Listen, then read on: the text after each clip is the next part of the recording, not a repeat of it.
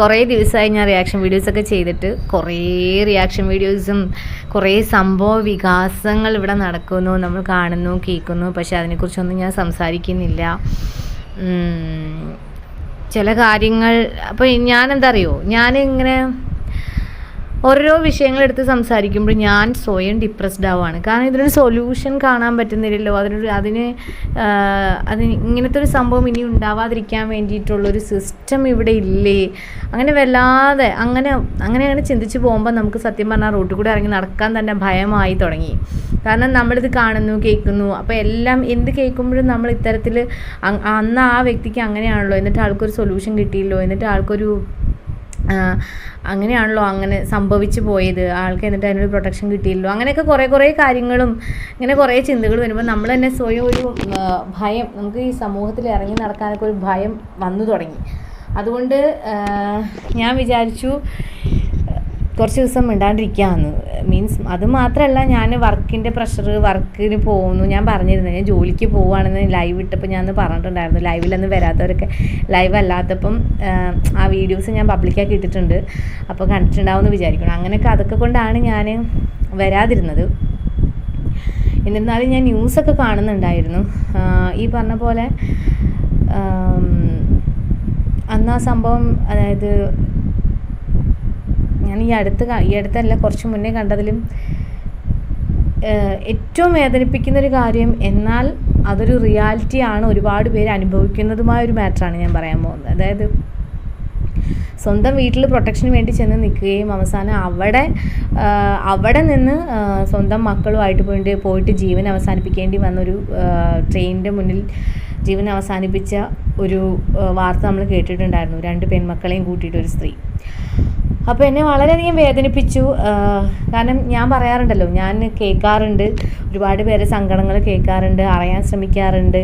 അപ്പം എനിക്ക് തീർച്ചയായിട്ടും അത് കേട്ടപ്പം കുറച്ചൊക്കെ റിലേറ്റ് ചെയ്യാൻ പറ്റി. മീൻസ് അങ്ങനെ അനുഭവിക്കുന്ന ഒരുപാട് പേരുണ്ട്. അതായത് കല്യാണം കഴിഞ്ഞ് ഹസ്ബൻഡിൻ്റെ വീട്ടിൽ പോയിട്ട് അവിടെ കുറേ ഇഷ്യൂസും അവിടെ നിൽക്കാം. അതായത് ഒന്നുകിൽ അവനവൻ്റെ വ്യക്തിത്വത്തെ ബാധിക്കുന്ന വിധത്തിൽ, അല്ലെങ്കിൽ അവനവൻ്റെ ജീവനെ ബാധിക്കുന്ന വിധത്തിൽ, അല്ലെങ്കിൽ അവനവൻ്റെ അഭിമാനത്തെ ബാധിക്കുന്ന വിധത്തിൽ, ഏതെങ്കിലും തരത്തിൽ ഉൾക്കൊള്ളാനോ സഹിക്കാനോ പിടിച്ചു നിൽക്കാനോ പറ്റാത്ത സാഹചര്യത്തിലാണ് അവസാനം സ്വന്തം വീട്ടിലേക്ക് മടങ്ങുക എന്നുള്ള തീരുമാനം എടുക്കുന്നത്. കാരണം ഒരു പെണ്ണും കല്യാണം കഴിച്ച് പോകുമ്പോൾ ഹസ്ബൻഡിനെ വിട്ടിട്ട്, ഹസ്ബൻഡിനെ ഉപേക്ഷിച്ചിട്ട്, അല്ലെങ്കിൽ സ്വന്തം വീട്ടിലേക്ക് പോകണം, കുറച്ച് നാൾ കഴിഞ്ഞിട്ട് ഇയാളെ ഇട്ടിട്ട് പോകണം എന്ന് ചിന്തിച്ചിട്ടല്ല ഒരു പെണ്ണും ആ പന്തലിൽ നിന്ന് ഭർത്താവിൻ്റെ വീട്ടിലേക്ക് പോണത്.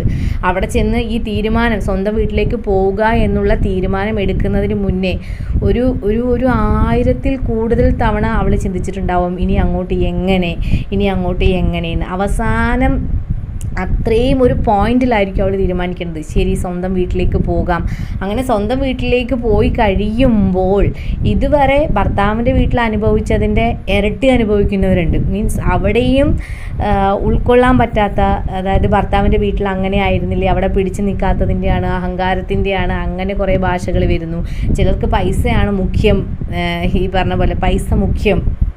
അതായത് ഈ പെൺകുട്ടി ഇവർ കല്യാണം കഴിപ്പിച്ച് അയക്കുമ്പോൾ ഒന്നുകിൽ ഒരു ജോലിയിട്ട് കഴിപ്പിച്ച് അയക്കണമായിരുന്നു. ജോലിയൊന്നും ആവാതെ തന്നെ ഒന്നുകിൽ പഠിക്കുന്ന സമയത്തായിരിക്കും, അല്ലെങ്കിൽ പഠിപ്പ് കംപ്ലീറ്റ് ആവുന്നതിന് മുന്നേ ആയിരിക്കും. ഇങ്ങനെയൊക്കെ കല്യാണം കഴിപ്പിച്ച് അയച്ചു കഴിഞ്ഞാൽ പെട്ടെന്നൊരു ജോലി കിട്ടാനും സാധ്യതയില്ല. അപ്പോൾ ആ കുട്ടി വന്ന് നിൽക്കുമ്പോൾ വരുമാനം ഇല്ല.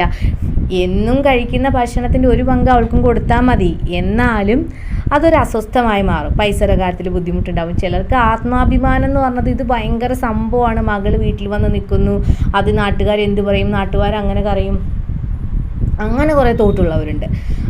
അങ്ങനെ പോകുന്നു ഈ സ്ത്രീ. ഭർത്താവിൻ്റെ വീട്ടിലാണെങ്കിലും സ്വന്തം വീട്ടിലാണെങ്കിലും അനുഭവിക്കുന്ന ഇത്തരം കാര്യങ്ങൾ. അപ്പം എനിക്ക് അവർ അങ്ങനെ പോയി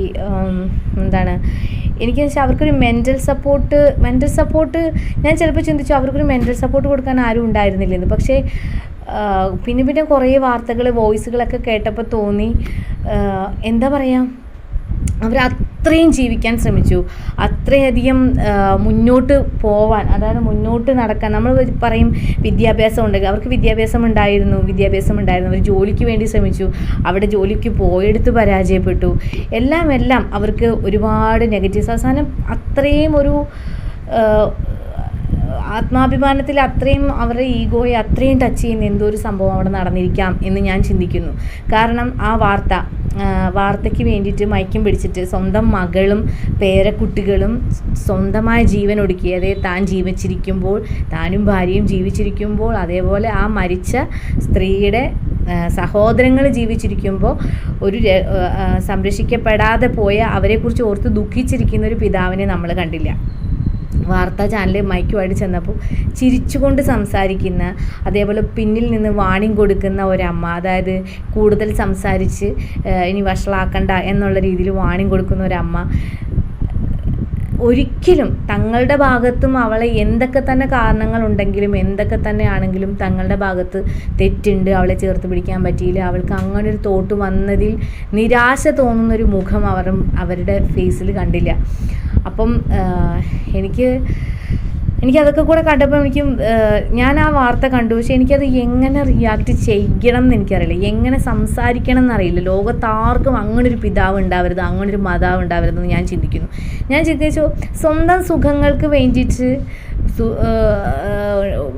പോകുമ്പോൾ മക്കളുണ്ടായി എന്നാൽ പിന്നെ മക്കൾ ഉണ്ടാവാതിരിക്കാൻ ശ്രദ്ധിക്കണം. അത് ഈ സുഖങ്ങൾ മാത്രമാണ്. പക്ഷെ അതല്ല, അവർ പറയുന്നുണ്ട് ഞങ്ങൾക്കുള്ള ചിലവിനുള്ള മക്കളൊക്കെ അയച്ചു തരുന്നുണ്ട്. അവിടെ എന്തൊക്കെയോ ഫിനാൻഷ്യലായിട്ടുള്ള കാര്യങ്ങളൊക്കെയാണ് കൂടുതൽ ചർച്ചയിൽ വരുന്നത് എന്ന് എനിക്ക് തോന്നി. എന്തൊക്കെ തന്നെയാണെങ്കിലും ആ കുഞ്ഞ് 2 മക്കളുടെ ചിരി, അവരെ ഇങ്ങനെ എന്താ പറയുക, ആ സിറ്റുവേഷൻ ഓർക്കാൻ കൂടി പറ്റുന്നില്ല. ആ വാർത്ത മുഴുവനായി നമുക്ക് കണ്ടിരിക്കാൻ പറ്റില്ല.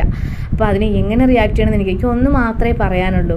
അതായത് നമുക്ക് ഈ ഒരു സ്വന്തമായിട്ട് ജോലിയോ എന്തെങ്കിലും ഉണ്ടെങ്കിൽ ഇങ്ങനത്തെ സാഹചര്യങ്ങൾ ഒരിക്കലും, അതായത് എന്തൊക്കെ ഈഗോ ടച്ച് ചെയ്താലും ഇറങ്ങി കൊടുക്കരുത്, തോറ്റു കൊടുക്കരുത്. ഇതേപോലെ ജീവൻ അവസാനിപ്പിച്ച് തോറ്റു കൊടുക്കരുത്.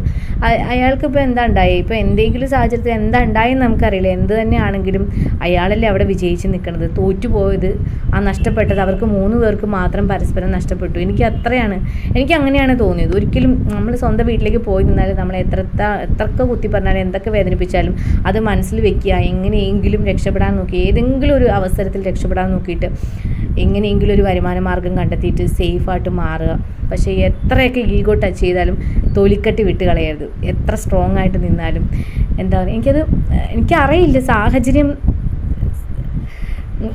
ഞാൻ ഒരുപാട് പേരെ സങ്കടങ്ങൾ കേട്ടിട്ടുണ്ട്. അവർക്കൊക്കെ തോന്നുന്നതും നമുക്ക് പറയാൻ എളുപ്പമാണ്. പക്ഷേ ആ സമയത്ത് അവരെ അത്രയധികം വേദനിപ്പിച്ച ഒരു സാഹചര്യം ഉണ്ടായിരിക്കാം. എന്നാലും എനിക്ക് ഇങ്ങനെ പറയാൻ മാത്രമേ പറ്റൂ. നമുക്ക് കുറച്ച് തൊലിക്കട്ടി ഉണ്ടാവണം എന്ന് പറയില്ലേ, നമ്മൾ പറയില്ലേ, കുറച്ച് നമ്മളെയൊക്കെ എത്രയൊക്കെ ഈഗോ ടച്ച് ചെയ്താലും നമ്മളെ നഷ്ടപ്പെടുത്തില്ല, മുന്നോട്ട് തന്നെ പോകും, പിടിച്ചു നിൽക്കാൻ ശ്രമിക്കണം. ഈ സമൂഹം മാറിയിട്ടില്ല. ഓക്കെ, അപ്പം അത്രേ എനിക്ക് അതിനെക്കുറിച്ച് പറയാനുള്ളൂ. ബൈ.